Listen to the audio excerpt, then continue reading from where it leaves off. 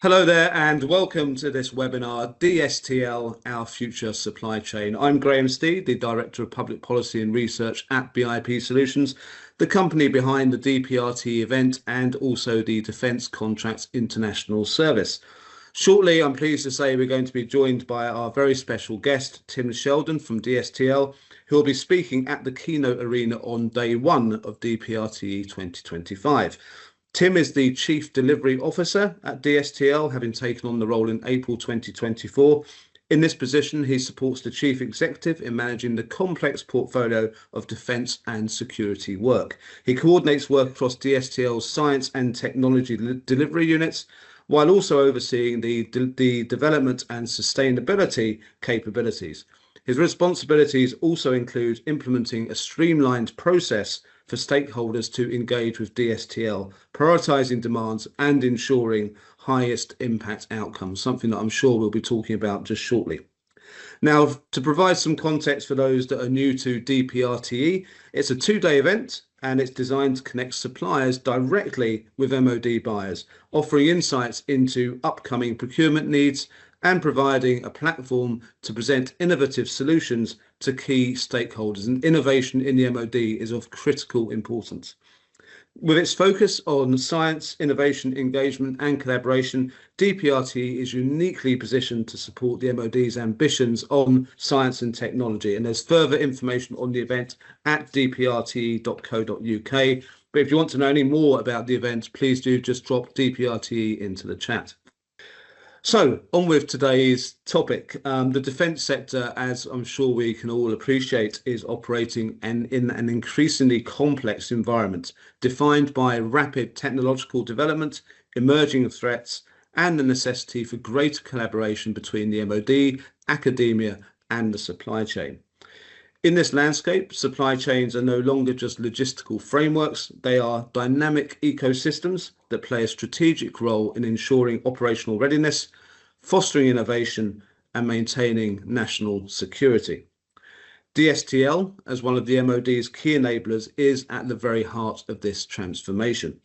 It's tasked with solving some of the MOD's most difficult and intricate challenges, and working on projects that simply can't be undertaken elsewhere due to their complexity and sensitivity. And this really underscores the importance of having a supply chain that's not only capable of meeting these requirements and demands, but is also agile enough to adapt to new priorities and opportunities as they arise. The need for such agility has been amplified by the global shift towards harnessing emerging technologies like artificial intelligence and quantum computing, and autonomous systems. These technologies are reshaping how defence organisations approach capability development, with an emphasis on speed, innovation, and of course, collaboration.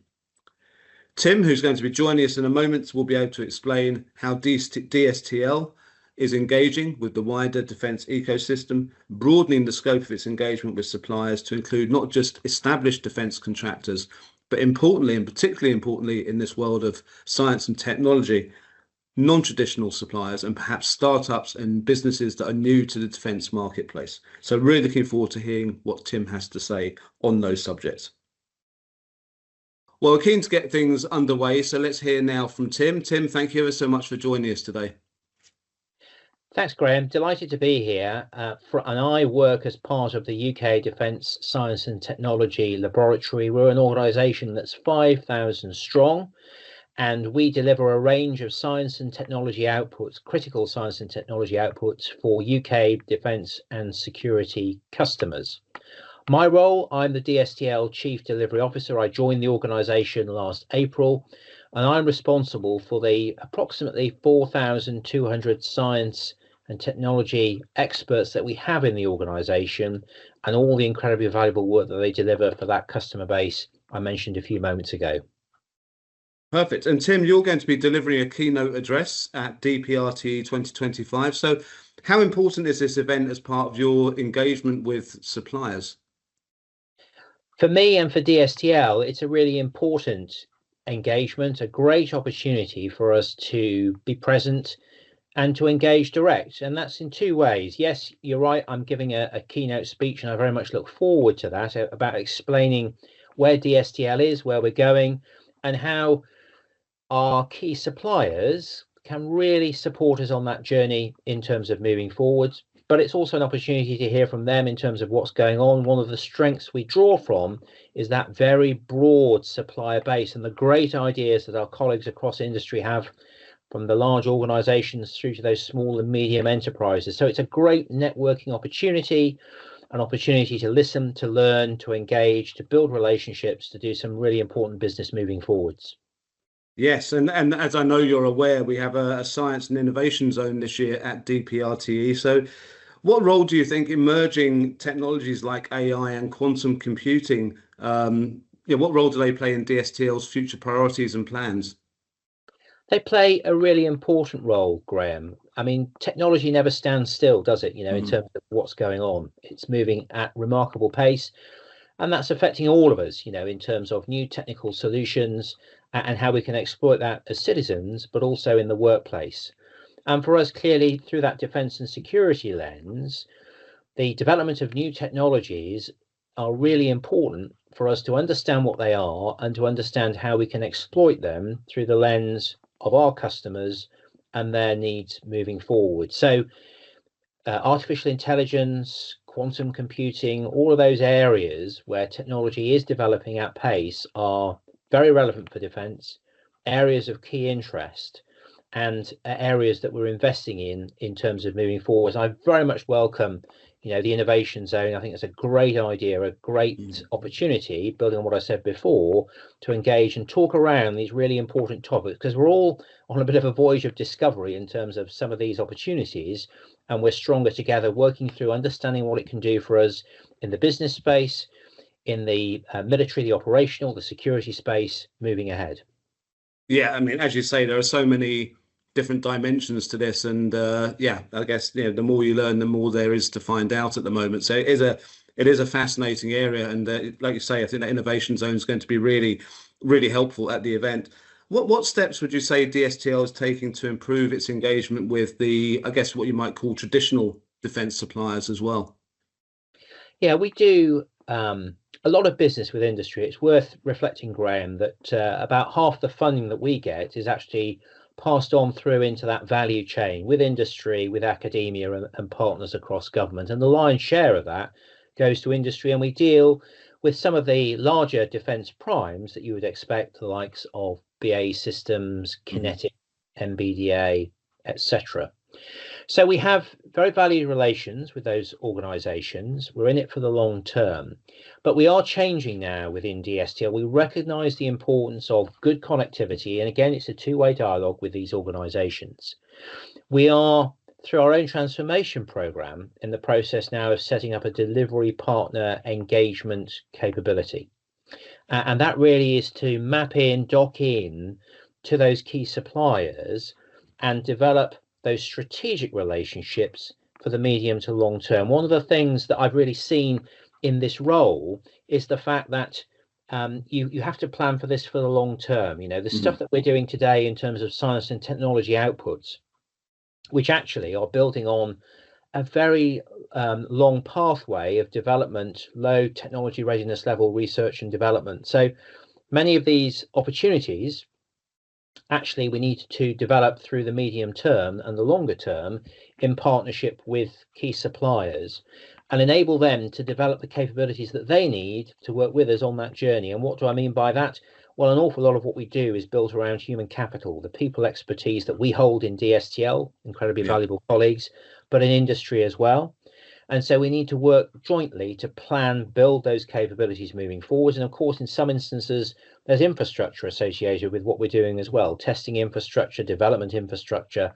So again, we need to develop that. So for us, it's a commitment to those key primes in terms of developing those strategic relationships and moving them forwards. And I should just end by saying that we've recently appointed a colleague of mine, Paul Keeley, and he is going to be heading that team up from the 1st of April in terms of taking this work forward. So a lot of change going on the DSTL front, but I would signpost that as opportunity in terms of moving forwards in this space.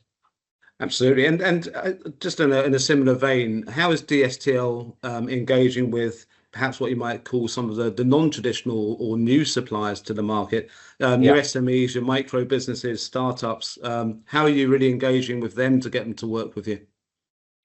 Well, that is a really important area for us in terms of moving forwards. Yes, I've talked about the large primes, very established, and doing a lot of good work. But in the world of science and technology, innovation, new ideas is really important, and often those Yeah, can come from those small and medium enterprises in terms of moving forward. So for us as an organisation, there's a need to continue to engage more broadly and keep an open door and an open mind with those organisations moving forwards. We have a variety of engagements, an annual showcase that we do with small and medium enterprises. This is an opportunity for them to come in, see and understand us in terms of where we are and what they have to offer. We'll be running one of those later in the year in July. We have a searchlight approach with a series of webinars that we run out across this community, which again colleagues can join in terms of understanding more and engaging with us in terms of their thinking, their bright ideas, and how we yeah, might be able to exploit those, in the defence and security environment.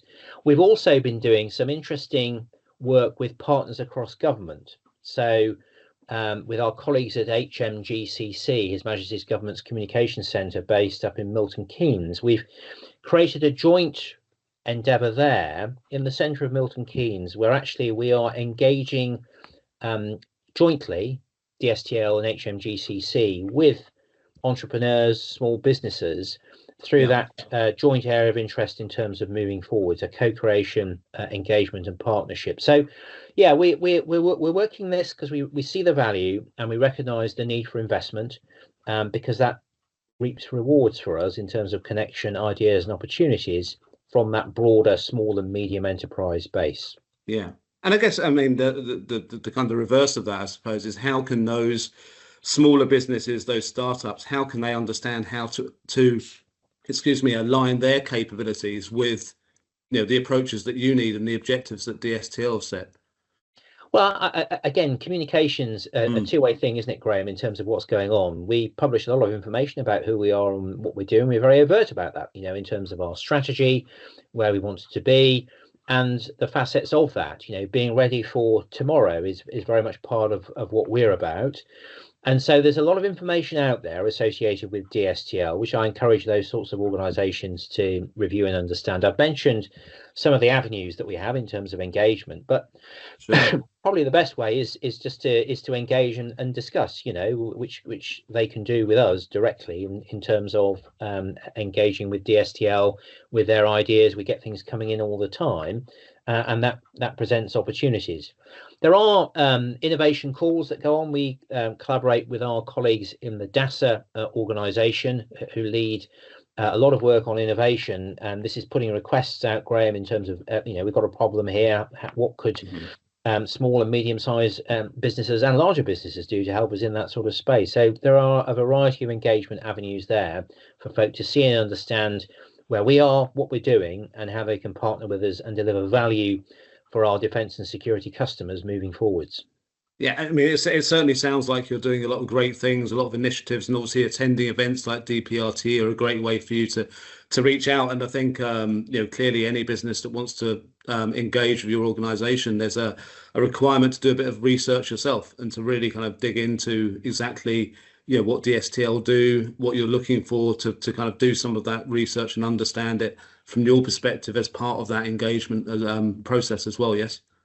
No, absolutely. As my old dance teacher used to say, Graham, it takes two to tango. Absolutely, absolutely. And just kind of building on that, what support mechanisms are in place for suppliers that are new to the defence sector? Is there the supply chain communities of interest, for example? How does that work and support those organisations? Yeah, I mean, we've talked about our outreach and engagement, and then, as I say, we as you've just said, we run communities of interest in terms of bringing Yeah, like-minded organisations together to work with us focused on particular areas of joint technical interest, of joint technical opportunity in terms of moving forward. So, that's something we've been running for a while now. The feedback that we've had has been positive, in terms of how participants have found that to be helpful in terms of understanding more and building the relationships moving forwards. But again, we're open to ideas here. We're not the only ones trying to reach out and touch a broader supplier base. And at the conference, hopefully there'll be an opportunity for discussions around that, because we are very open to new ideas and suggestions in this very modern age as to how we can reach out and connect and strengthen those ties and help in terms of new entrants moving forwards. Yeah, absolutely. And are there any particular industries or sectors where Dstl is particularly keen to engage with suppliers, or is it a fairly broad spectrum? I mean, at the moment, we have a very broad spectrum of engagement. The breadth of the portfolio that we do is very significant in terms of where we're at today. But that portfolio never stands still. There are areas that are developing in terms of moving forwards at pace. I think that work on the artificial intelligence front is becoming increasingly important, both through a military lens, but also through a business lens in terms of moving forwards. We've had a significant investment in that over recent years, and I'm conscious of how fast that technology market, if you like, is moving, driven by forces way beyond defence, in terms of exploiting AI. So that for us, I think, is an area of focus, not to lead the research so much, although clearly we have an interest in that, but more about how we can apply that in the context of what we're doing moving forwards. Clearly, the events that have been going on around the world in terms of current conflicts have led to the development of new technical solutions at pace. If you look into what's happened in the Ukraine in relation to drones and autonomy as an example, where the pace of technical development on both sides, Ukraine and Russia, has been immense. So autonomy and remote systems is an area again of great focus at the present time. And then linked to that, my third and final point would probably be around integration. It's the speed at which you can knit capabilities, science, technology solutions together to deliver an effect. That's really important in a defence and security environment. And so that's an area for us in terms of focus. I'd liken it to almost system of systems integration, between multiple systems to deliver an end effect as far as defence and security is concerned. Absolutely. And Tim, just finally, DPRTE, it's only a matter of weeks away. What are you most looking forward to about the event? Well, as I said earlier on, I'm really looking forward to that ability to engage. The ability to work with colleagues face to face at these conferences, I think, is incredibly valuable. The ability to learn. I always come away from these engagements having learnt many things. That's a tremendous opportunity, and really exploiting opportunities for joint value. In terms of there's a lot going on in defence and security at the present time. The challenges are great given what's going on in the world around us, and there's some great opportunities there for us working with our partners in industry moving forward. So understanding in a joint way what those great value opportunities are, and then being able to work with our customers and with industry colleagues to deliver those is a tremendous opportunity. So really that's where I'm focused on in terms of making the most out of this great conference. As you say, in the not too distant future, blink and we'll be there. Absolutely. Yes, it's coming in really fast. So Tim, thank you ever so much again for joining us today. Really are looking forward to hearing from you at DPRTE in March. It's going to be a really great event. Delighted to have Dstl on board, and I'm sure that the many suppliers in this marketplace are going to get a lot of value from the engagement with you and your team at the event on the day. So thank you again. Thank you, and very much look forward to being there and engaging with colleagues at the event. Thanks for your time. Thank you, Tim. Now, as promised, I'm going to hand over to my colleague, John Rodigan, who's going to dive into some insights into the defence market via the DCI Market Intelligence platform. So he's going to talk about a number of different areas here, whether it be framework opportunities or just wider opportunities in the defence marketplace. So DCI can really help you, whether you're just starting off in this marketplace or whether you're an established supplier. And really, no matter what you supply to the MOD, there are opportunities in DCI that you will come across and uncover. So John, over to you. Thank you, Graham, for the introduction. Delighted to be here. I thought the discussion with Tim was incredibly insightful. A lot of great points about how suppliers can get involved in defence procurement, the early engagement side of things, and the initiatives that are being run to support this. And what I'm going to do from here is talk about how suppliers can get involved in these procurement opportunities using the Defence Contracts International Service at BIP Solutions. So Graham and Tim spoke a lot about trends and opportunities for suppliers within defence procurement. There's three sort of main areas that suppliers should be aware of. The first is the importance of emerging technologies. What we want within the sector, what we're trying to drive, is SMEs that have new technology, new ways of thinking, new ideas. They need to get in front of your standard traditional primes and your defence authorities as well. So how to do that is to drive early engagement. If you have this emerging technology or new ways of doing things, you need to make sure that you can get in front of the right people at the right time to make them aware of your services. And so we also heard about the various initiatives that are being ran.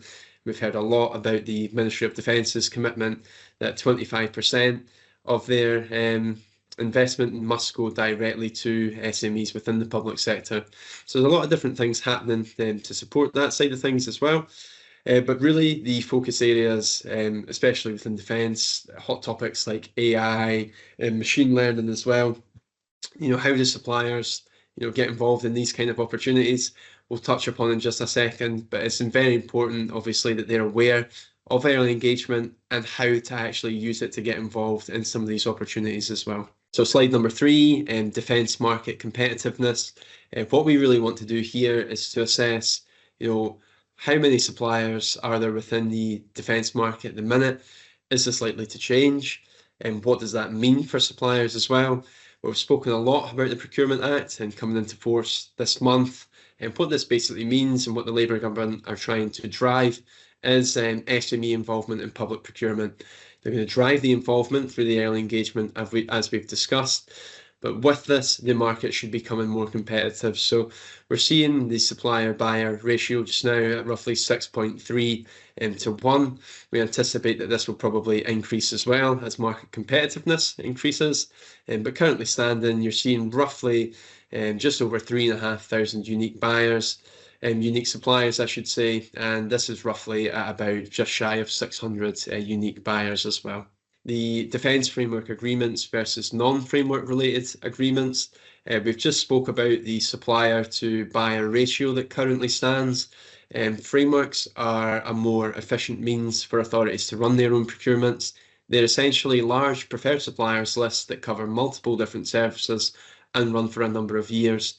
But they're prevalent right across every sector in the public domain at the minute, but especially within defence as well. So across the board, round about 20% of the total amount of contracts will go through the framework banner. And this is something that we're closely monitoring as well as this sort of changes, whether it increases or decreases as well. But you can see here from the slide that it's currently sitting at roughly 14.5% within defence. But really they're important because if you get locked out of these frameworks, you can miss an incredible amount of business for the number of years that they run. Speak to suppliers daily who they maybe hear about their opportunities word of mouth. They don't have systems in place that monitor the market and alert them to any new opportunities, such as frameworks. And subsequently, they end up maybe missing a £10 million AI framework that's come out to the market from the Ministry of Defence. That kind of thing is the potential to get missed. So frameworks are incredibly important. Their use continues to grow, and it's something that suppliers should definitely be aware of as well.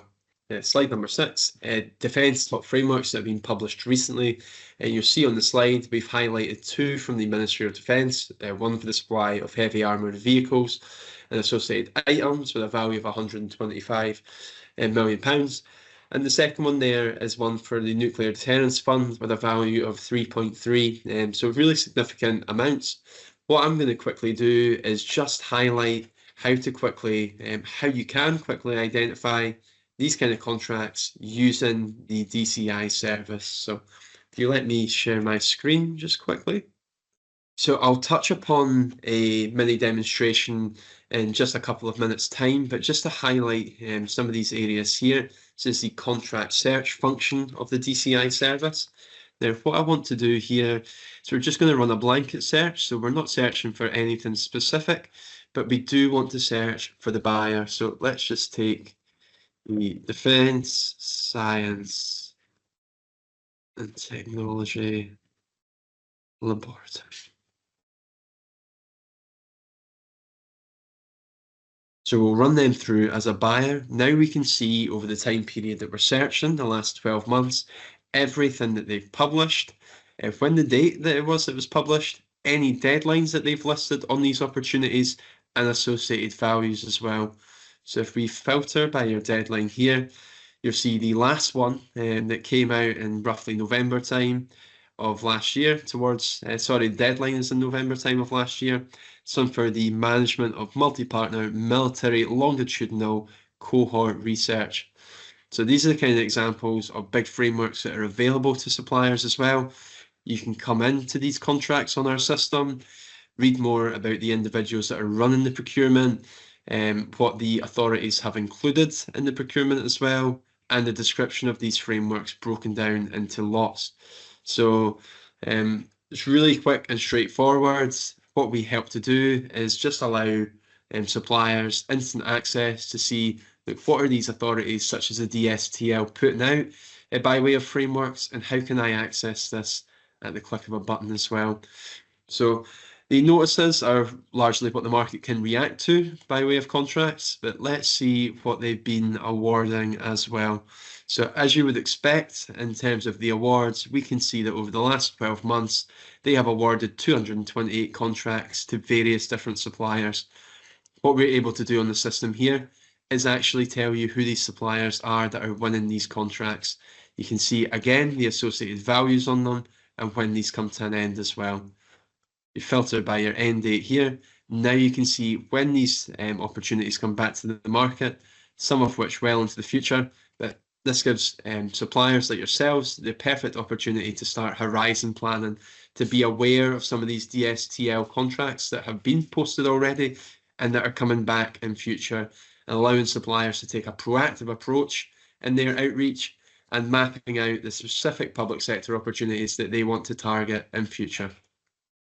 Okay, so what I'm going to do now is just share my screen and take you through a live demonstration of the DCI service. I'll take you through some contract searches, how you can check where the authorities are spending their money as well, and how to actually reach out to them and the right people to speak to so that you can affect some of these relationships and get involved in public sector. So let me share my screen. So this is the DCI service here. You'll see the three main components that make up the service at the top: search, analyze, and also engage. We'll begin with search. This is about having coverage of the contract notices that are published and the awards, and finding opportunities that are relevant to engage with. So I'll start with artificial intelligence. So you plug in keywords often related to your services, but you can run the names of suppliers through this as well and find out contracts that they were awarded, or industries that you're targeting as well. So we'll keep it very high level. We're looking for any contract related to AI or artificial intelligence that's been published over the last 12 months. On the system, you will get access to 5 years worth of archive data, but we want this to be nice and refined. So the DCI service is international. We cover all the sources in the UK, of which there's roughly 1,900. There's a further 6,000 pooled within Europe and 20,000 globally. So when we run that search initially, over the last 12 months, you can see that we've published almost 11,000 contracts related to AI. And these are those contracts below.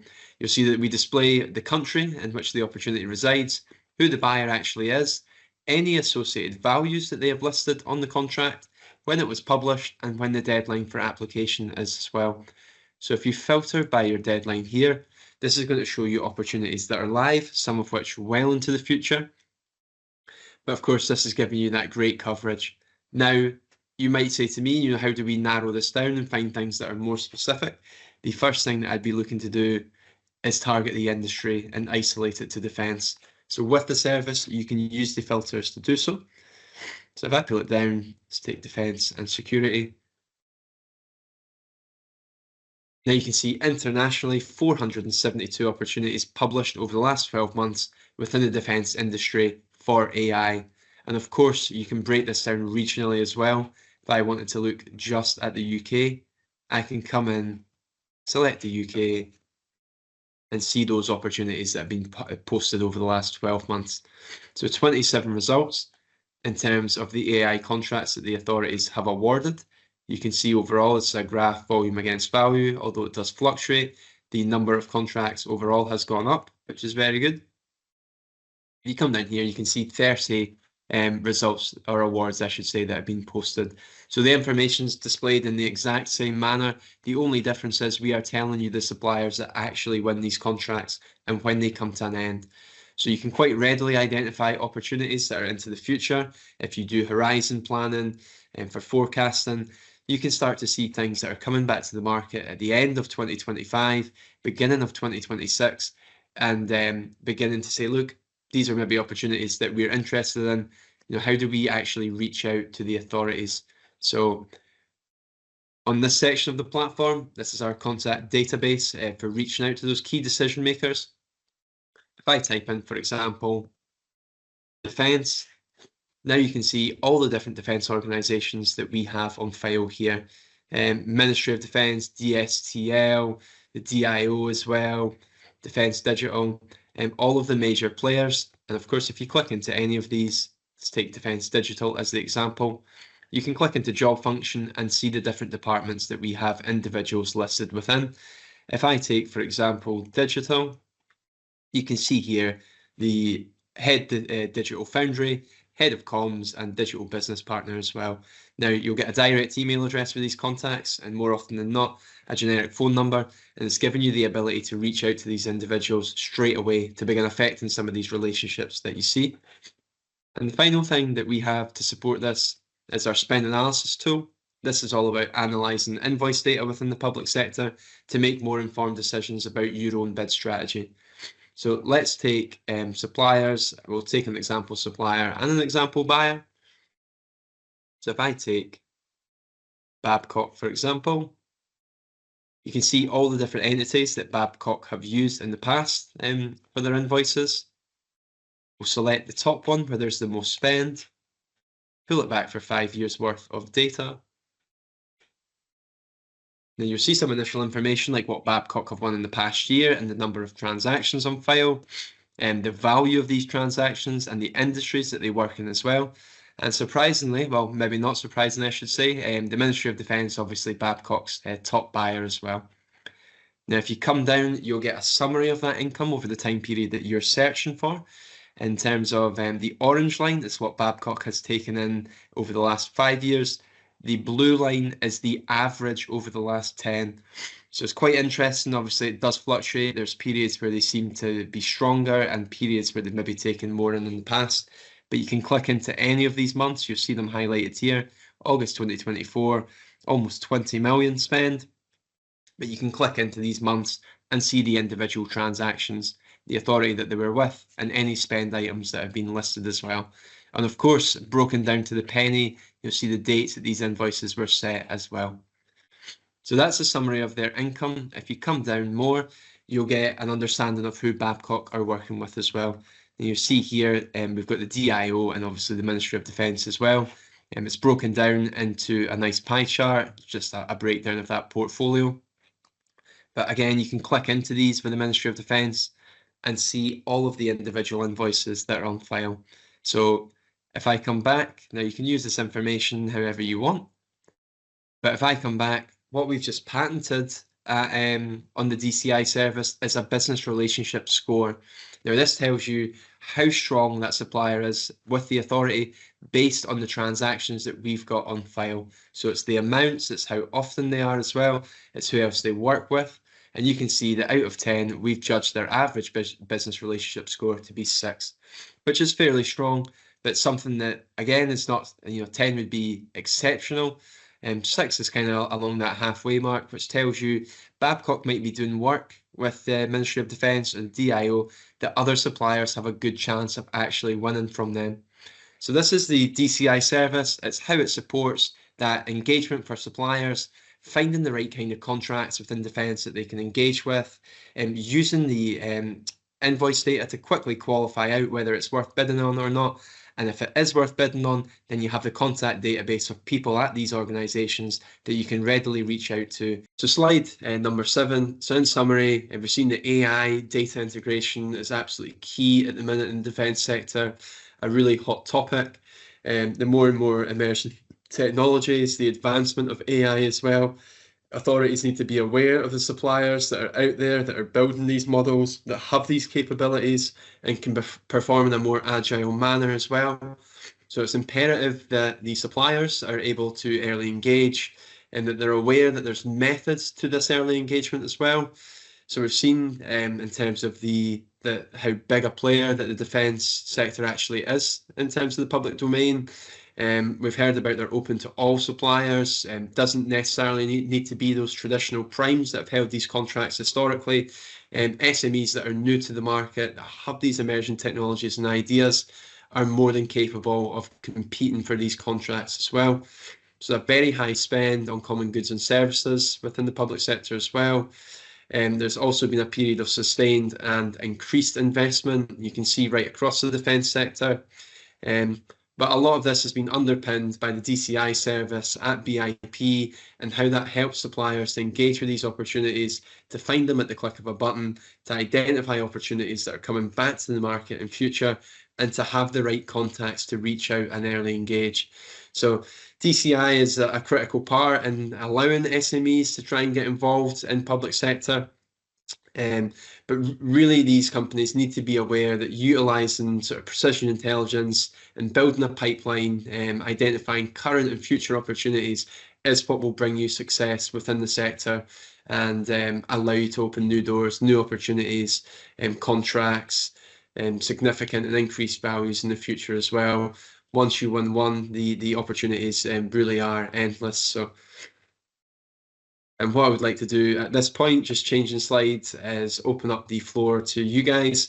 If you have any questions at this point about the DCI service, some of the information that you've seen today, just pop your queries in the chat and I will respond as and when I can. Thanks, guys. Cheers.